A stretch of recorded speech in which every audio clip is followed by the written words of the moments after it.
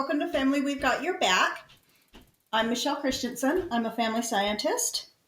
I'm Trent Christensen, a family scientist subject. Oh, word. You're so goofy. I thought that was appropriate. Yeah, it's very appropriate. He's a middle school math teacher, which means he has the patience of a saint and the humor of a teenager. Yeah. Both those things are true. Yes. And he hates 6-7. I don't hate it. You know? I don't like it, but I don't hate it. It's past its prime. When it first became a thing, because of where I work, I'm slightly jaded. I think that everything that I don't understand that comes out of a 6th, 7th, and 8th grade mind must be bad. And so when I first heard that this new thing, 6-7, I thought there's got to be some negative connotation with it. There's nothing wrong with it. It doesn't mean anything. It's just a very popular meme, and so it's like I'm actually pretty okay with this. There's a lot of other things, things that teenagers say that is sketchy, and I can put a finger on those things and say that's not okay in class. But I can't with 6-7. Yeah, that's just 6-7. Yeah, he had a math test or quiz or game or something, and they worked at their own pace, and they shuffled the questions too. Yeah, it's a digital game, so the questions are shuffled for each kid. Yeah, and one of the fractions was 6/7, and so every couple of minutes, all day long, he'd get 6-7, 6-7, 6-7, all day long. He's like, never again. So anyway, but for me, I'm grateful for that because it's funny. It's like 6-7, like that experience happened to you is funny to me. So I'm glad that happened. Anyway, so today is November 1st, and it's not Halloween, and we forgot to do it yesterday because it was Halloween, and we're in bed, and we're like, oh, the podcast. Yeah. Because we were too busy watching Shamalama Ding Dong's M. Night Shyamalan, that's movies. Yeah. We watched Signs and The Village. Oh, gosh, those are creepy. Such good movies. Yeah. Cleverly written. Clever, not inappropriate, just clever, good movies. So good. Aside from the murder that happens in them. Well, whatever. Aside from the whole murder. But there's no language issues. Well, I don't think so. No, there was no murder. Well, there was attempted murder and then accidental death. Anyway, it doesn't matter. So. Oh, yeah. Oh, and the alien. I guess they did murder the alien. Well, it was self-defense, though. Yeah. Anyway. So, the point is, this month, we decided, instead of doing something based on last month's stuff, we would just say, okay, whoops, we forgot. And talk about gratitude because it's the month of Thanksgiving. And my mom always said, it's not Thanksgiving yet. We have to celebrate that before we celebrate Christmas. And so we'll do something, a new theme next month. That's what we've decided is we're going to do some themes, right? Yeah. And so this month we chose gratitude because, it's an easy theme for November. It is, but it really is such an important one, It really is. So important. That's why it's the first thing in my book, too. Yeah. If there's only one thing you learn from this podcast or even from anything, if you can learn gratitude. Learn that gratitude changes your life. Changes your life. Then we've done our job, right? Yeah. So we just think gratitude is one of the most important things you can have in a relationship. Yeah. Okay, so the definition... When you put gratitude in the, digital dictionary, it says a state of being grateful. I'm like, oh, thanks. Way to use the word in the definition. So I had to change it to grateful. What does being grateful mean, right? It says appreciative of benefits received, affording pleasure or contentment, thankful. Well, okay. Yeah, there it is. So we all know what gratitude means anyway, right? But yeah, appreciative of benefits or just being appreciative of whatever it is. you know. Yeah. And that's the thing, seeing it as a benefit. Right. Gratitude helps you see a neutral thing as a benefit. Or even a negative thing as a benefit. Mm-hmm. And right? so that's the thing we have to train our minds. Yeah. If we can train our minds to see every single thing that happens to our lives as a benefit, if we can have that long-term vision to say, because of this awful experience, I can better serve so-and-so or whatever, Is that blood? Oh, no. It's not blood. Okay. Sorry, he has this red all over his hand and... It's the bad color. Village. Okay. What is it? I think it's raspberry. Oh, that's much better than blood. Okay, sorry. Scary moment for me. Still Halloween, I guess. No, but he spent the day digging holes and trenches and stuff. I didn't have to dig any holes. The boys didn't? Oh, well done. Yeah. I'm so grateful for those boys today. We are grateful for the boys. So we planted 3 trees today. We transplanted our apple tree. Mm-hmm. And then because we know that we need 2 apple trees to pollinate, we needed another one because we were going to transplant the maple from the front yard to the backyard, but our neighbor said, oh, they're not too close. And if they get too big, because he's a landscape architect, he knows about plants and when to prune them and how to prune them. He's like, I'll just prune them both. And we're like, okay, good. And he's younger than us. And so in 30 years, when the trees get too big, he can still get up on the ladder. Win-win. We just told him he can't ever move. But if he moves, then we're kind of in an awful situation. We'll have to learn how to prune our own trees. That's 20 feet tall by then. Yeah. We'll just get our kids to do it. They'll be 20 years younger than us, and they can still get on ladders. Anyway, point is, so grateful for those 2 trees. And I'm going to tell you the story. Because I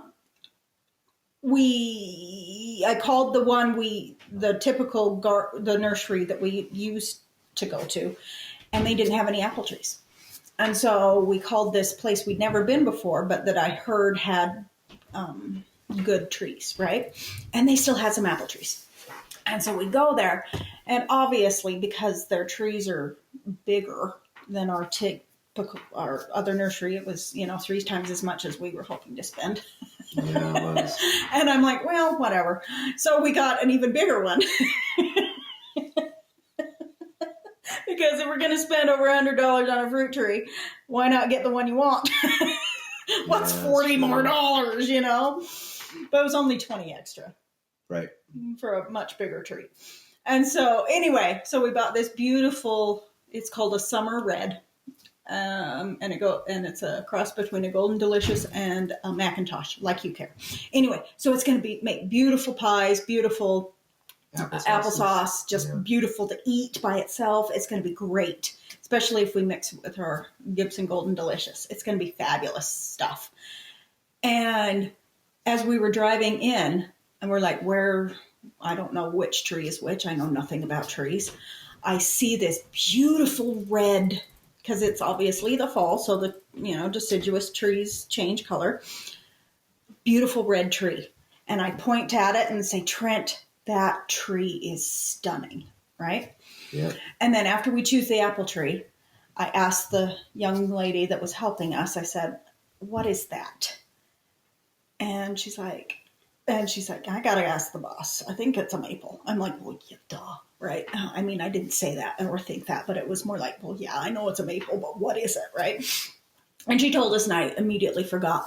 But the boss was like, it's on the discount aisle. I'm like, fabulous. It's like this big around. It's not like this teeny little 3/4 inch sapling tree. It's like this big around. We paid less for it than we did the apple tree. Yeah. And what was funny about it is she's like, let me go ask the boss. And he's like, how much are you going to charge them? And she's like, you're the boss. It's your choice. And so I step away because they were not really having an argument, but more he was teaching her the value of how to value trees, right? Yeah. And anyway, it was meant to be. This maple tree was meant to be because... And I'm so grateful for that because we didn't go for a maple. No. I mean, we were going to transplant a maple, wanted a big shade tree that would last forever, in that spot. But we're like, oh, we'll need an apple tree. But we got the maple as well. Like, oh my word! This huge maple.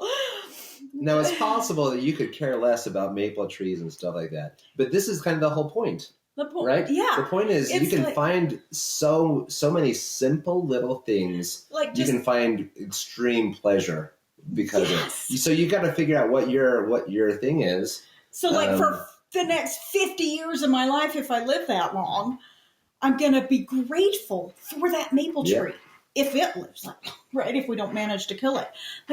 Because it was on the discount aisle, so I could afford it, right? Well, and every single time, whenever fall comes around and that turns that color, we'll just look at it and think, it is so beautiful. All the tree colors that when they change, the red ones are my favorite, right? They're beautiful. And I just looked across that field of trees for sale, and I'm like, that one.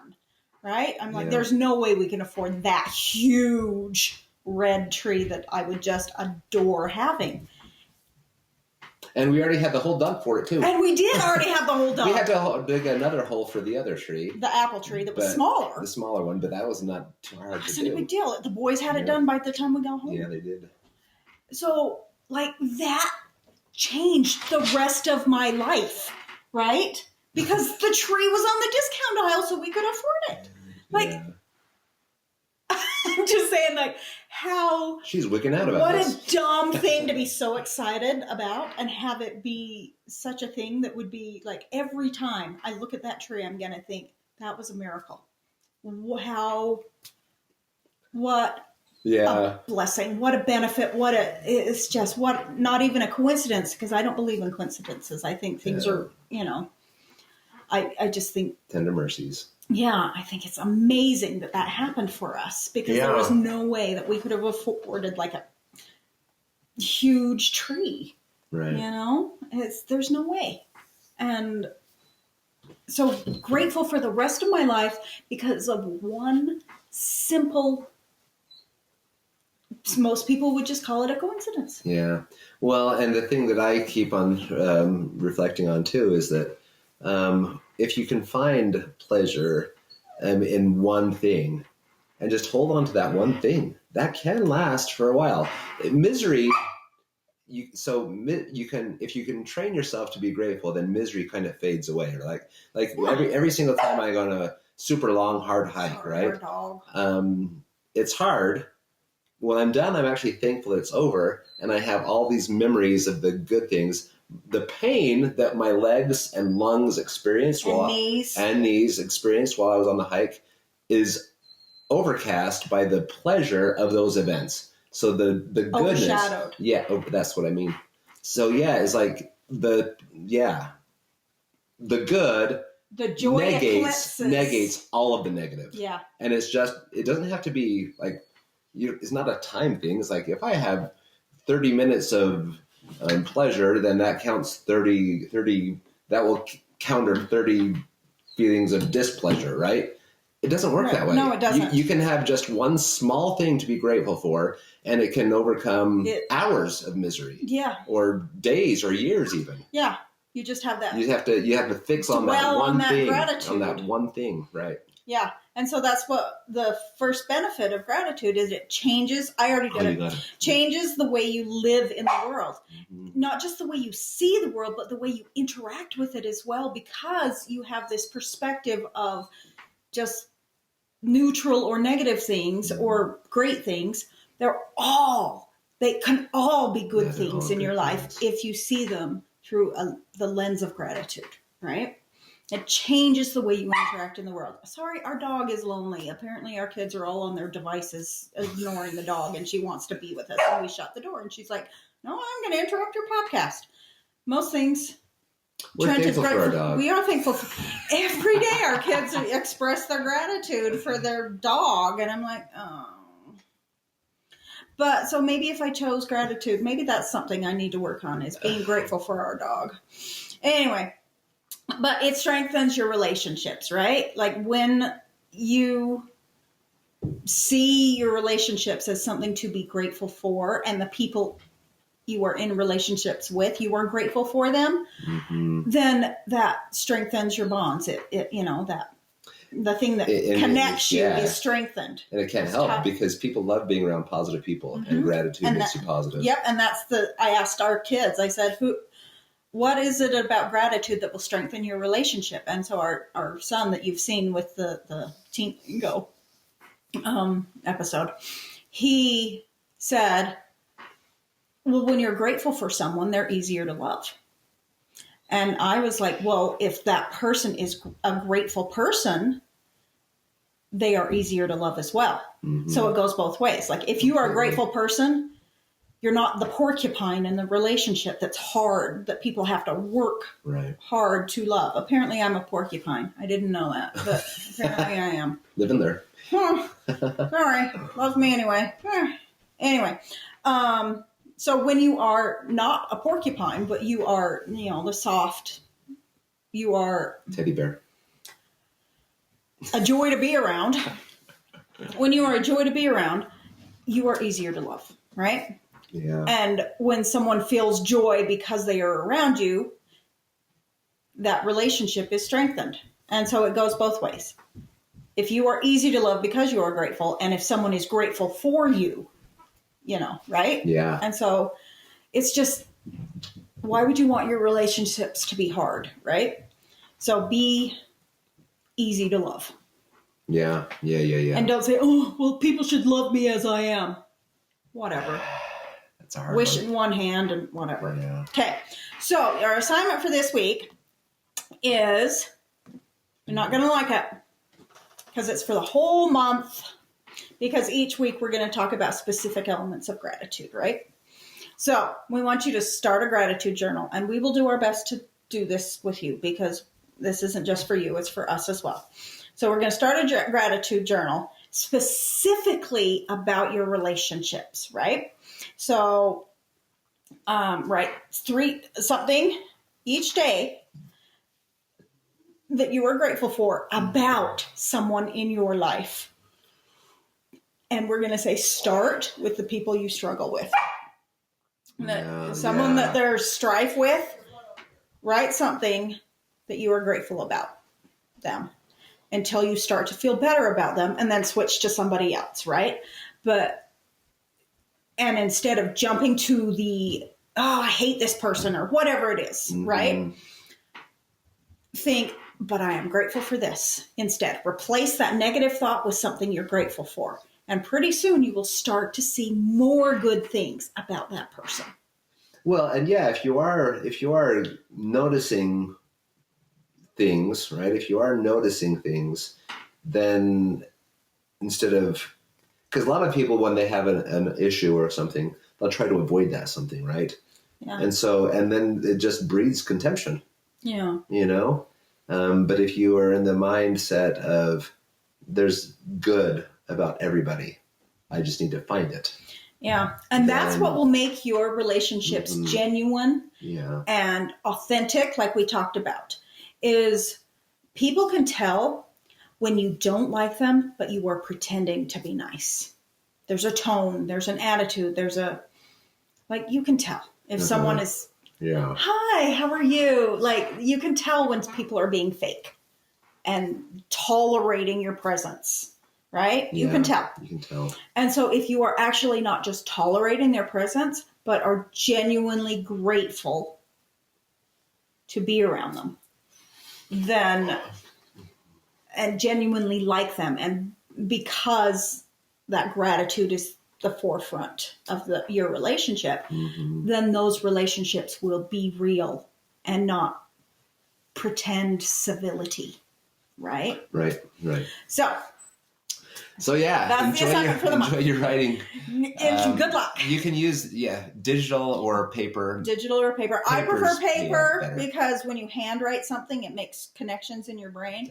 But digital is good too, as long as you just choose to reinforce the thought of gratitude instead of the negativity. Right. Okay. Have a good week. Bye.